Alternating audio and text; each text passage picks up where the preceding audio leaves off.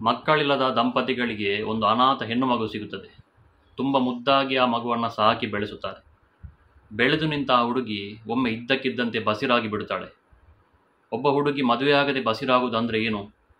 ಇಡೀ ಊರೇ ಅವರನ್ನು ಹೀಯಾಳಿಸುತ್ತಾರೆ. ಕೊನೆಗೆ ಸಾಕಿ ಸಲಹಿದ ತಂದೆಯ ಮೇಲೆ ಈ ಅಪವಾದವನ್ನು ಹಾಕುತ್ತಾರೆ.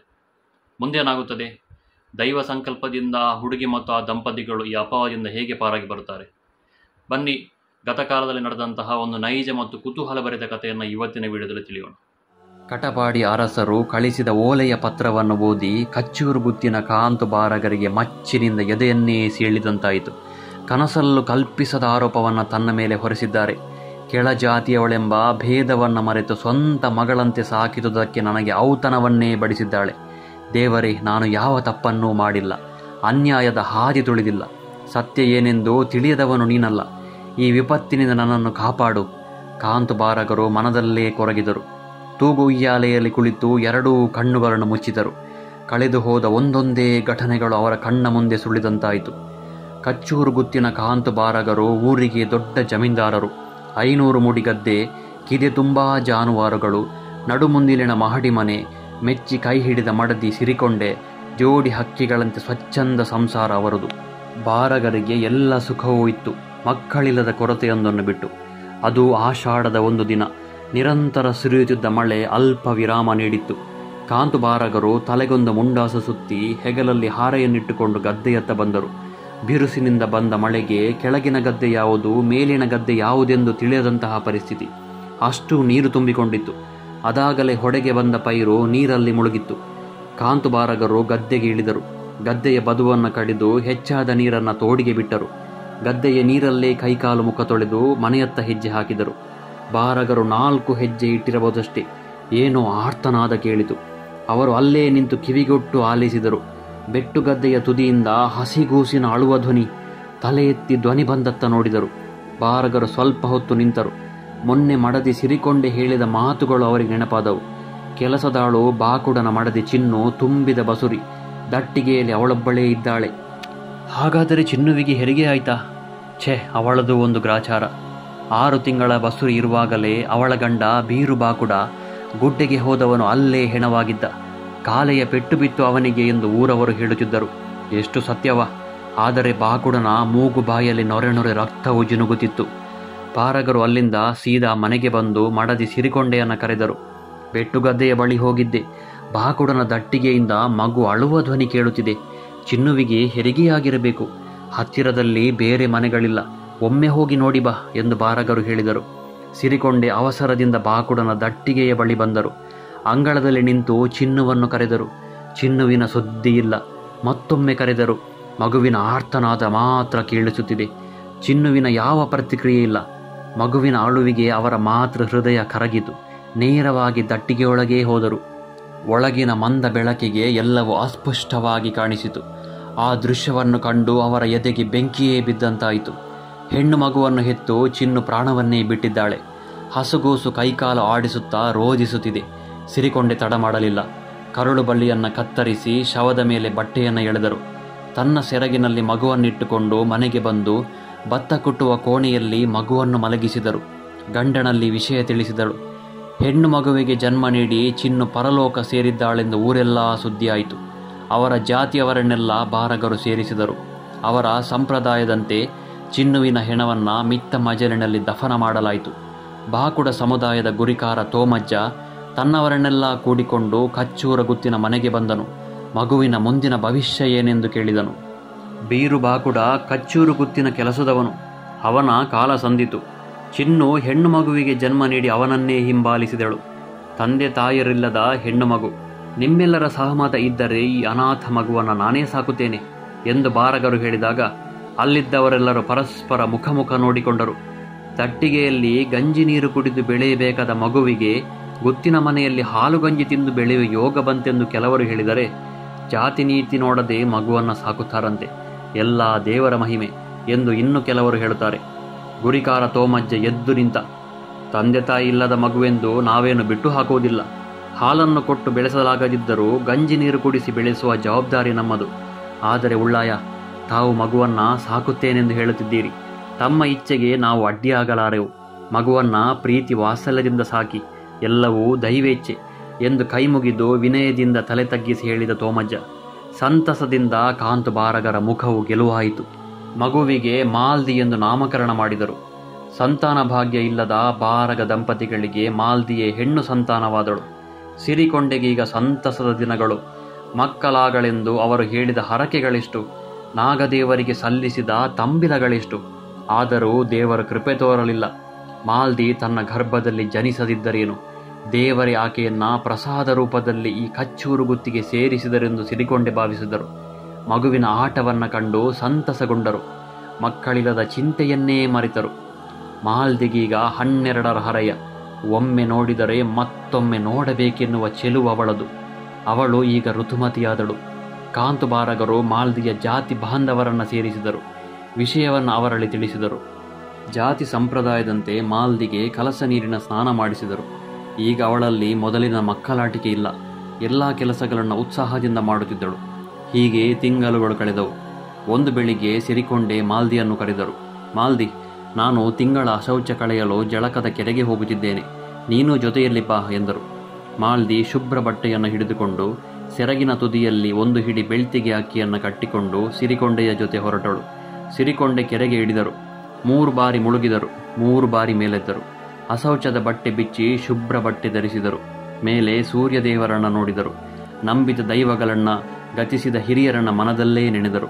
ಒಂದು ಮುಷ್ಟಿ ಬೆಳ್ತಿಗೆಯನ್ನು ಕೆರೆಯಲ್ಲಿರುವ ಮೀನುಗಳಿಗೆ ಹಾಕಿದರು. ನನಗೆ ಸಂತಾನ ಭಾಗ್ಯವನ್ನು ಒದಗಿಸಿ, ಕಚ್ಚೂರು ಗುತ್ತಿನಲ್ಲಿ ನಂದಾದೀಪ ಬೆಳಗಿಸಿ. ಇದು ತಿಂಗಳ ಅಶೌಚ ಕಳೆದು ಶುಭ್ರ ಬಟ್ಟೆ ಉಟ್ಟ ಮೇಲೆ ಸಿರಿಕೊಂಡೆಯು ಪ್ರತಿ ಬಾರಿಯೂ ಮಾಡುವ ಪ್ರಾರ್ಥನೆಯಾಗಿತ್ತು. ಆದರೆ ಈ ಬಾರಿ ಮಾತ್ರ ಅವಳ ಪ್ರಾರ್ಥನೆ ಫಲಿಸುವುದರಲ್ಲಿತ್ತು. ಜಳಕದ ಕೆರೆಯಿಂದ ಮೇಲೆ ಬಂದ ಸಿರಿಕೊಂಡೆ ತನ್ನ ಕೂದಲನ್ನೊಮ್ಮೆ ಕೊಡಹಿ ತಲೆಮುಡಿ ಕಟ್ಟಿದರು. ಸಿರಿಕೊಂಡೆಯ ಕೂದಲಲ್ಲಿದ್ದ ಒಂದು ಹನಿ ನೀರು ಮಾಲ್ದಿಯ ಹೊಟ್ಟೆಯ ಮೇಲೆ ಬಿತ್ತು. ಆ ಕ್ಷಣದಲ್ಲಿ ಯಾವುದೋ ಒಂದು ಅನಿರ್ವಚನೀಯ ಅನುಭವ, ಬಣ್ಣಿಸಲಾಗದ ಸುಖ ಅವಳಿಗಾಯಿತು. ಸ್ನಾನ ಮುಗಿಸಿ ಇಬ್ಬರೂ ಕಚ್ಚೂರು ಗುತ್ತಿಗೆ ಬಂದರು. ದೇವರ ಮಹಿಮೆಯೋ, ಸಿರಿಕೊಂಡೆ ಹೇಳಿದ 10 ಹಲವು ಹರಕೆಗಳ ಫಲವೋ, ಇಲ್ಲ ಮಾಲ್ದಿಯ ಕರ್ಮಫಲವೋ, ಆ ದಿನವೇ ಮಾಲ್ದಿಯ ನೀರು ನಿಂತಿತು. ಅವಳು ಬಸಿರಾದಳು. ಮಾಲ್ದಿ ಋತುಮತಿಯಾಗದೆ 3 ತಿಂಗಳು ಕಳೆಯಿತು. ದಿನದಿಂದ ದಿನಕ್ಕೆ ಅವಳ ಶರೀರದಲ್ಲಿ ಬದಲಾವಣೆಗಳು ಗೋಚರಿಸಿದವು. ಸೆರಗಿನ ತುದಿಯನ್ನ ಎಷ್ಟು ಎಳೆದು ಕಟ್ಟಿದರೂ ನೋಡುವವರ ದೃಷ್ಟಿಯಿಂದ ತಪ್ಪಿಸಿಕೊಳ್ಳದಾದಳು. ಊರು ತುಂಬ ಗುಸುಗುಸು ಸುದ್ದಿಯಾಯಿತು. ಮಾಲ್ದಿ ಬಸಿರಾಗಿದ್ದಾಳಂತೆ. ಮದುವೆಯಾಗಿಲ್ಲ, ಔತಣ ನೀಡಿಲ್ಲ, ಅದೇಗೆ ಗಾಳಿಗೆ ಬಸಿರಾದಳ? ಕೆಲವರ ಮಾತ್ಸರ್ಯದ ನುಡಿಗಳು. ಗುತ್ತಿನ ಮನೆಯ ಹಾಲನ್ನ ಹಾದರ ಮಾಡಿಸಿತು. ಮತ್ತೆ ಕೆಲವರ ಅಪಹಾಸ್ಯದ ನುಡಿಗಳು. ಮಗಳು ಮಗಳು ಎಂದು ಸಾಕಿದರು. ಈಗ ಮಗಳ ಮೇಲೆಯೇ ತೀಟೆ ತೀರಿಸಿದರು. ಇನ್ನು ಕೆಲವರು ಬಾರಗರ ಮೇಲೆಯೇ ಅಪವಾದ ಹೊರಿಸಿದರು. ಮಾಲ್ದಿಯ ಜಾತಿ ಬಾಂಧವರು ಒಂದಾದರು. ಕಟಪಾಡಿ ಅರಮನೆಗೆ ಹೋದರು. ಕಾಂತು ಬಾರಗರಿಂದ ಮಾಲ್ದಿಗೆ ಅನ್ಯಾಯವಾಯಿತೆಂದು ದೂರು ಕೊಟ್ಟರು. ನ್ಯಾಯ ಪಂಚಾಯಿತಿಗೆ ನಡೆಸಬೇಕೆಂದು ಅರಸರಲ್ಲಿ ಕೇಳಿಕೊಂಡರು. ಅರಸರ ಓಲೆಯನ್ನು ಓದಿ ನಿಶ್ಚೇಷ್ಟಿತರಾಗಿ ಕಣ್ಣುಗಳನ್ನು ಮುಚ್ಚಿ ತೂಗು ಉಯ್ಯಾಲೆಯಲ್ಲಿ ಕುಳಿತಿದ್ದ ಕಾಂತು ಬಾರಗರಿಗೆ ದಿಕ್ಕೇ ತೋಚದಂತಾಯಿತು. ಅರಮನೆಯಿಂದ ಬಂದ ಓಲೆಯ ಸಾರವನ್ನ ಮಡದಿಗೂ ಹೇಳಿದರು. ಅದಕ್ಕೆ ನೀವ್ಯಾಕೆ ತಲೆ ತಗ್ಗಿಸಬೇಕು? ಮಾಲ್ದಿಯಲ್ಲಿಯೇ ವಿಚಾರಿಸೋಣ ಎಂದು ಸಿರಿಕೊಂಡೆ ಮಾಲ್ದಿಯನ್ನು ಕರೆದರು. ಕಾಂತು ಬಾರಗರು ಓಲೆಯನ್ನು ಓದುತ್ತಾ, ತಂದೆ ತಾಯಂದಿರನ್ನು ಕಳಕೊಂಡ ಅನಾಥ ಮಗುವೆಂದು ಜಾತಿ ನೀತಿ ಯಾವುದನ್ನು ನೋಡದೆ ಈ ಗುತ್ತಿಗೆ ತಂದು ಸಾಕಿದೆ. ಆದರೆ ಇಂದು ನೀನು ನನ್ನ ಮುಖಕ್ಕೆ ಮಸಿ ಬಳಿಯುವ ಕೆಲಸವನ್ನು ಮಾಡಿದೆ. ಗುತ್ತಿನ ಮನೆಯ ಮರ್ಯಾದೆ ಕಳೆದು ಕಚ್ಚೂರ ಪರಿಸರದಲ್ಲಿ ನನ್ನ ಮುಖ ತೋರಿಸದಂತೆ ಮಾಡಿದೆ ಎಂದು ಭಾವುಕರಾಗಿ ಗದ್ಗದ ಕಂಠದಿಂದ ಹೇಳಿದರು ಕಾಂತು ಬಾರಗರು. ಆಗ ಎರಡೂ ಕಣ್ಣುಗಳಲ್ಲಿ ನೀರನ್ನು ತುಂಬಿಕೊಂಡಳು ಮಾಲ್ದಿ. ಸಹಿಸಲಾಗದ ದುಃಖದಿಂದ ಅವಳ ಗಂಟಲ ನರಗಳು ಉಬ್ಬಿದವು. ಉಳ್ಳಾಯ, ನನ್ನನ್ನು ನಂಬಿ, ನಾನು ಅಂತಹ ಕೆಲಸವೇನೇನೂ ಮಾಡಿಲ್ಲ. ಹಾಲಿರದ ಕೈಗೆ ಕಚ್ಚುವಂತಹ ಹೀನ ಹೆಣ್ಣು ನಾನಲ್ಲ. ಹೌದು ಉಳ್ಳಾಯ, ನಾನೀಗ ಬಸುರಿ. ಆದರೆ ಈ ಬಸಿರು ಹೇಗಾಯಿತೆಂದು ನನಗೇ ತಿಳಿಯದು. ಆದರೆ ಒಂದನ್ನು ನೆನಪಿಡಿ, ನಾಳಿನ ಪಂಚಾಯಿತಿಯಲ್ಲಿ ನಿಮ್ಮ ಮರ್ಯಾದೆಯನ್ನು ಕಾಪಾಡುವ ಜವಾಬ್ದಾರಿ ನನ್ನದು. ಇದು ದೈವ ಸಂಕಲ್ಪದಿಂದ ಆದ ಬಸಿರಾದರೆ ತಲೆ ತಗ್ಗಿಸಿ ಪಂಚಾಯಿತಿ ಕಟ್ಟೆಗೆ ಹೋದ ನಿಮ್ಮನ್ನು ತಲೆ ಎತ್ತಿ ಹಿಂತಿರುಗಿ ಬರುವಂತೆ ನಾನು ಮಾಡುತ್ತೇನೆ. ಸತ್ಯ ಏನೆಂದು ಲೋಕಕ್ಕೆ ತಿಳಿಸುತ್ತೇನೆ. ನನ್ನನ್ನು ನಂಬಿ ಎಂದು ಗದ್ಗಳಿತಲಾಗಿ ಕಣ್ಣೀರು ಸುರಿಸುತ್ತಾ ಹೇಳಿದಳು ಮಾಲ್ದಿ. ಅದು ಕಟಪಾಡಿ ಅರಮನೆಯ ಪಂಚಾಯಿತಿಯ ಕಳ. ಮಾಲ್ದಿಯ ಬಂಧು ಬಾಂಧವರು, ಊರವರು ನೆರೆದಿದ್ದಾರೆ. ಕಾಂತು ಬಾರಗರು ಮಾಲ್ದಿಯ ಜೊತೆ ಪಂಚಾಯಿತಿಯ ಕಳಕ್ಕೆ ಬಂದರು. ಅವರನ್ನು ನೋಡಿ ಕೆಲವರು ಅಪಹಾಸ್ಯದ ಮಾತುಗಳನ್ನಾಡಿದರು. ಮುಂದಿನಿಂದ ಗಂಡನು ಹಿಂದಿನಿಂದ ಹೆಂಡತಿಯು ಬರುವ ಅಂದವನ್ನೊಮ್ಮೆ ನೋಡಿ ಸಭೆಯಲ್ಲಿದ್ದ ಒಬ್ಬ ಕುಹಕದಿಂದ ನುಡಿದ. ಅರಸರು ವಿಚಾರಣೆ ಆರಂಭಿಸಿದರು. ಮಾಲ್ದಿ, ನೀನು ಮದುವೆಯಾಗದೆ ಬಸಿರಾಗಿರುವೆ ಎಂಬ ದೂರು ಬಂದಿದೆ. ಸಾಕಿ ಸಲಹಿದ ಬಾರಗರೆ ಈ ಅನೈತಿಕ ಕಾರ್ಯ ಮಾಡಿದ್ದಾರೆಂದು ನಿನ್ನವರ ದೂರು. ಇದು ನಿಜವೇ ಎಂದು ಕೇಳಿದರು. ಅರಸರೇ, ನಾನು ಯಾವ ವಂಚನೆಯೂ ಇಲ್ಲದೆ ಸತ್ಯವನ್ನೇ ಹೇಳುತ್ತಿದ್ದೇನೆ.